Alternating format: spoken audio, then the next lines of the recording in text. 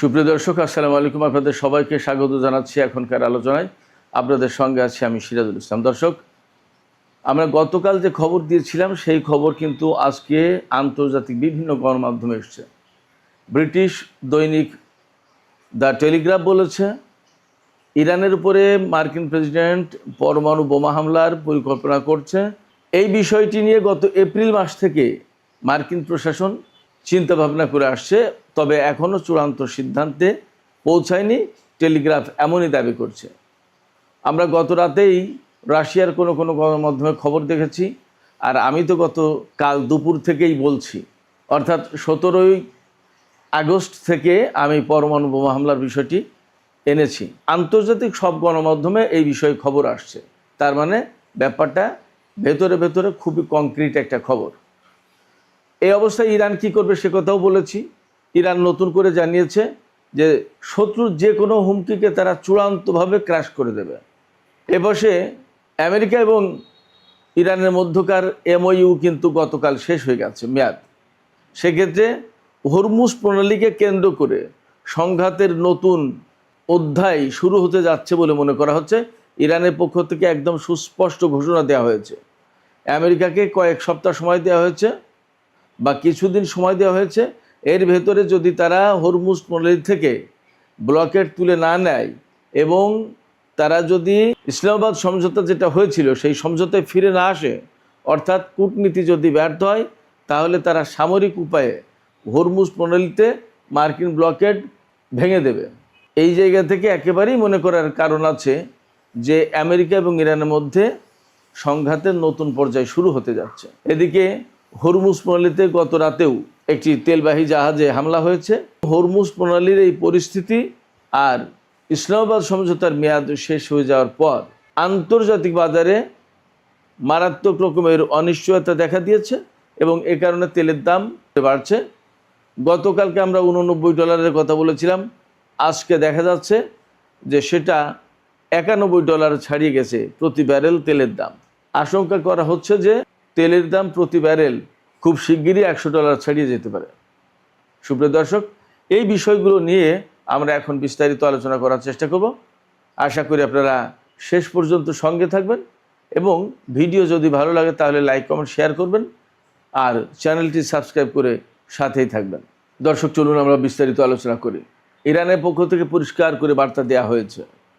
ইরানের সরকারি মহল থেকে বলা হয়েছে যে যদি আমেরিকা হরমুজ প্রণালীতে ব্লকেট তুলে না নেয় এবং যদি কূটনীতির পথে ফিরে আসে, দ্যাট ইজ কূটনৈতিক প্রক্রিয়া যদি ব্যর্থ হয়, তাহলে ইরান আমেরিকার উপর হামলা করবে। আমেরিকার উপর হামলা করা মানে হরমুজ প্রণালী বা এই অঞ্চলে মার্কিন বাহিনী যা মোতায়েন আছে তাদের উপর নতুন করে হামলা করবে এবং এই হামলা আঞ্চলিক পর্যায়ে ছড়িয়ে পড়বে, অর্থাৎ এই অঞ্চলের বিভিন্ন দেশের উপরেও ছড়িয়ে পড়তে পারে। ব্যাপারটা এই রকম। এই আলোচনা কখন আসছে?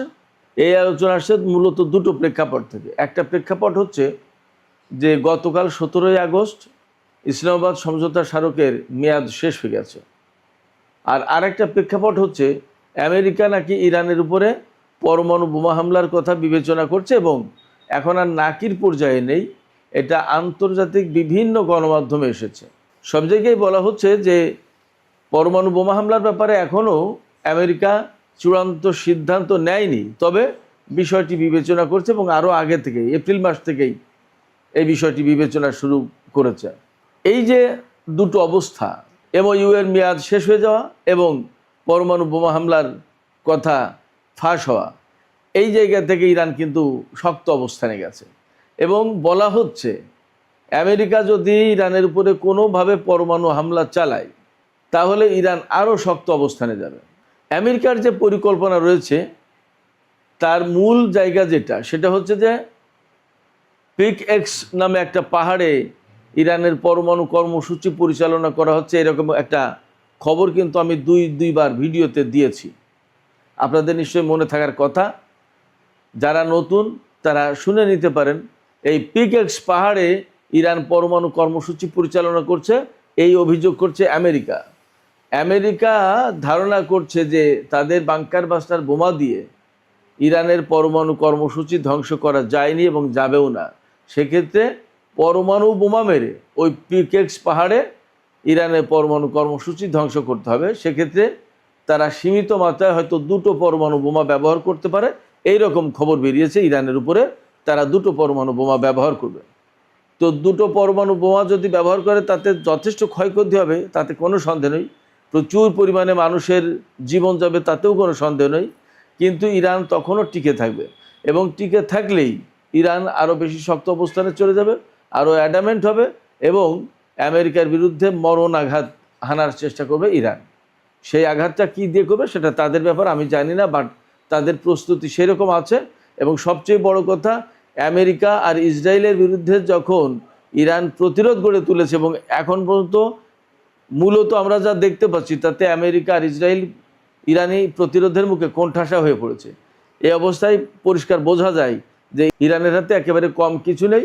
ইরান যথেষ্ট শক্তি সামর্থ্য নিয়ে এই প্রতিরোধ যুদ্ধ চালিয়ে যাচ্ছে এবং ইরানের আইআরজিসির পক্ষ থেকে সুস্পষ্ট ঘোষণা দেওয়া হয়েছে যে শত্রুর যে কোনো হুমকিকে তারা চূড়ান্তভাবে চুরমার করে দেবে। তো এই মুহূর্তে ইরানের সামনে সবচেয়ে বড় হুমকি পরমাণু বোমা হামলার হুমকি, সেটাকে তারা বিবেচনায় রাখছে এবং সেই হুমকি কিভাবে মোকাবেলা করবে ইরান সেটাও তারা ভাবছে।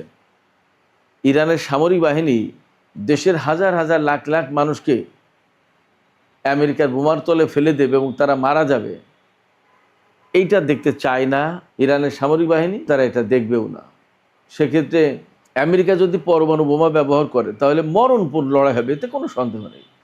এমওইউ এর মেয়াদ শেষ হয়ে যাওয়ার পরে দুই পক্ষের মধ্যে কিন্তু চূড়ান্ত সংঘাতের বা আরও মারাত্মক বা নতুন পর্যায়ে সংঘাতের আশঙ্কা তৈরি হয়েছে। কারণ এখন ইরান এবং আমেরিকা কেউ কোনো চুক্তির আওতায়, কোনো অঙ্গীকারের আওতায় নেই, প্রতিশ্রুতি কারোর সামনে কোনো কিছু নেই।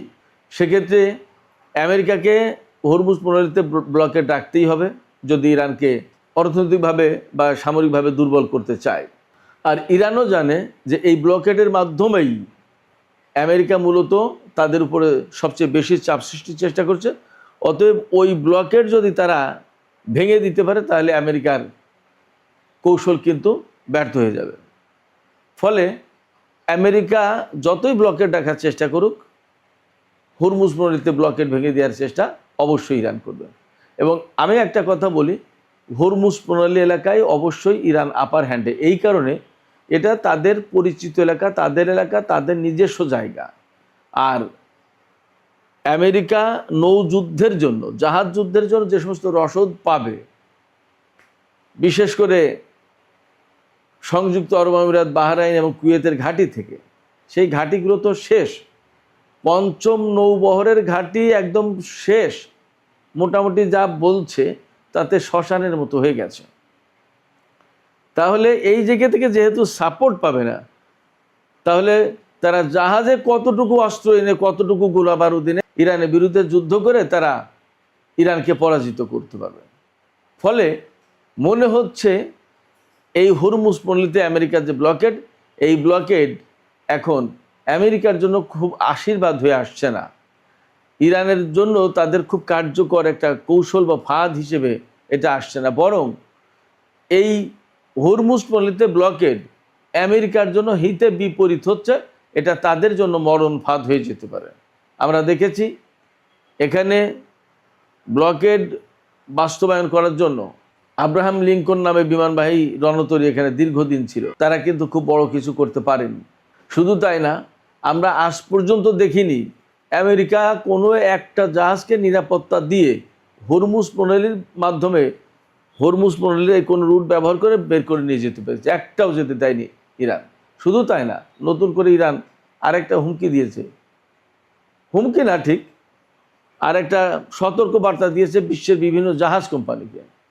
এই সতর্ক বার্তা হচ্ছে এই যে ইরান বলেছে জাহাজ কোম্পানিগুলোকে, আপনারা কেউই আমেরিকার নিরাপত্তার উপরে বা আমেরিকার নিরাপত্তা আশ্বাসের উপর ভরসা করে হরমুজ প্রণালীতে জাহাজ চালাবেন না। জাহাজ যদি চালাতে হয় তাহলে ইরানের কনসার্ন নিয়ে ইরানের নির্দেশিত পথে চালাতে হবে, আর তা যদি না হয় তাহলে কিন্তু প্রত্যেকটা জাহাজ আক্রমণের মুখে পড়বে। এবং এরই অংশ হিসেবে আমরা আজকেও কিন্তু দেখেছি খবরে যে গত রাতে হরমুজ প্রণালী এলাকায় একটা অজ্ঞাত প্রজেক্টাইল অর্থাৎ অজ্ঞাত একটা অস্ত্র আঘাত হেনেছে, ক্ষেপণাস্ত্র হোক, ড্রোন হোক, একটা তেলবাহী জাহাজের উপর আঘাত এনেছে। জাহাজের ইঞ্জিন রুমে বিস্ফোরণ ঘটে, হামলাটা হয়, সেখানে একজন ব্যক্তি আহত বা নিহত হয়েছে, বাকিরা সবাই সুস্থ আছে। তাদেরকে ওমানের নিরাপত্তা রক্ষীরা, নিরাপত্তা কর্মীরা বা কোস্টগার্ড উদ্ধার করেছে। কিন্তু ফ্যাক্ট হচ্ছে যে ওমান উপকূল দিয়ে যাওয়ার সময় ইরানের অনুমোদন ছিল না বলে এই জাহাজ যেতে পারেনি। তাতে দেখা যায় যে হরমুজ প্রণালী এলাকায় ইরানের কথার বাইরে গিয়ে, তাদের দিক নির্দেশনার বাইরে গিয়ে কোনো জাহাজ চলাচল করতে পারছে না।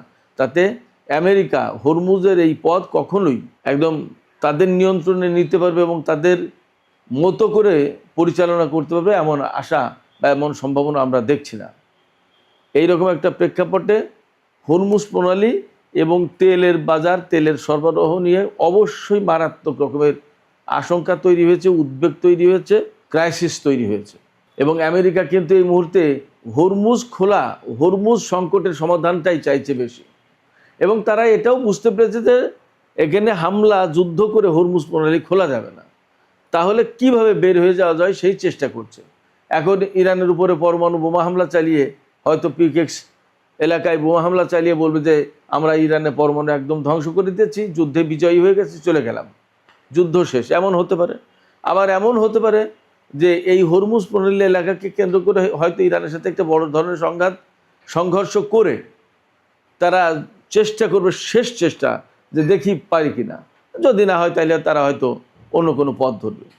তবে কোনোটাই তাদের জন্য স্বস্তির খবর নেই, কোনোটাই তেলের বাজারের জন্য আপাতত স্বস্তির খবর নেই। তেলের বাজারে কিন্তু আগুন লেগেছে। আমরা গতকালকে তেলের বাজারের যে দরদাম আপনাদেরকে জানিয়েছিলাম তার চেয়ে আবার বেড়েছে। গতকাল ছিল, আমি সর্বশেষ খবরে জানিয়েছিলাম, সম্ভবত $89 সামথিং, আর আজকে সেটা $91 পার হয়ে গেছে ব্র্যান্ড ক্রুড অয়েল। আর ওয়েস্ট টেক্সাস ইন্টারমিডিয়েট যেটা, সেটা $85 পার হয়েছে। তার মানে তেলের দাম বাড়ছে এবং ফোরকাস্ট করা হচ্ছে যে আগামী কিছুদিনের ভিতরে তেলের দাম প্রতি ব্যারেল $100 ছাড়িয়ে যেতে পারে যদি পরিস্থিতির উন্নতি না হয়। তবে একটু আশার কথাও আছে। গত পরশু দিন অর্থাৎ 16 তারিখে মাত্র 3টি জাহাজ চলেছিল, 17 তারিখে এই সংখ্যাটা আরেকটু বেড়েছে, তবে ডাবল ডিজিটে যায়নি। তার মানে 10টা জাহাজও হয়নি, এখনও অনেক অনেক বাকি।